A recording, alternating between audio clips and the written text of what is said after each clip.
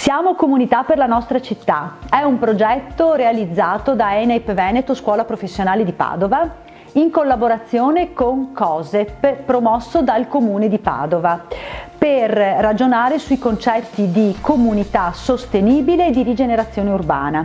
I nostri studenti del secondo anno di operatore meccanica industriale nelle ore di cittadinanza e di laboratorio industriale si sono confrontati sul tema dell'obiettivo 11 dell'Agenda 2030, rendere le città sostenibili, inclusive e sicure, e hanno deciso di progettare questo elemento di arredo urbano. È un segno della nostra volontà di contribuire allo sviluppo di una comunità che sia sempre più inclusiva, sostenibile, impegnata nella lotta all'inquinamento e a migliorare la gestione dei rifiuti e della mobilità. Una bella esperienza che ci ha migliorati nella capacità di lavorare in gruppo. Tutta la classe ha partecipato alle varie fasi della lavorazione, migliorando la capacità individuale di ciascuno di noi.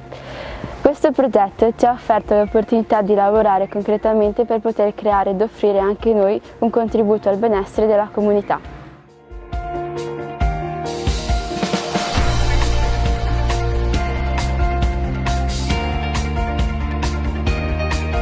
Tra tanti possibili elementi di arredo urbano, abbiamo scelto di realizzare un portabiciclette monopattini e dopo un brainstorming iniziale siamo passati alla progettazione del lavoro su SolidWorks. Dopo una ricerca in rete, ciascuno di noi ha fatto una proposta. Ci siamo confrontati tra di noi e alla fine abbiamo scelto quella di Thomas Trosciani. Dai primi render siamo passati al progetto esecutivo in CAD. Quindi abbiamo aggiunto una lista di taglio per avere chiaro quanti pezzi servivano e come tagliarli.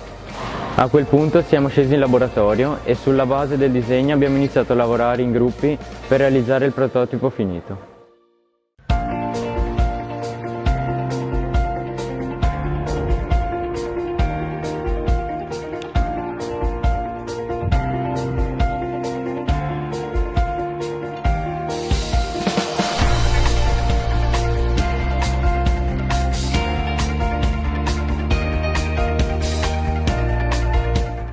Doniamo questo elemento di arredo urbano alla città di Padova per rendere i quartieri più vivibili, più sicuri per tutte le persone che li frequentano.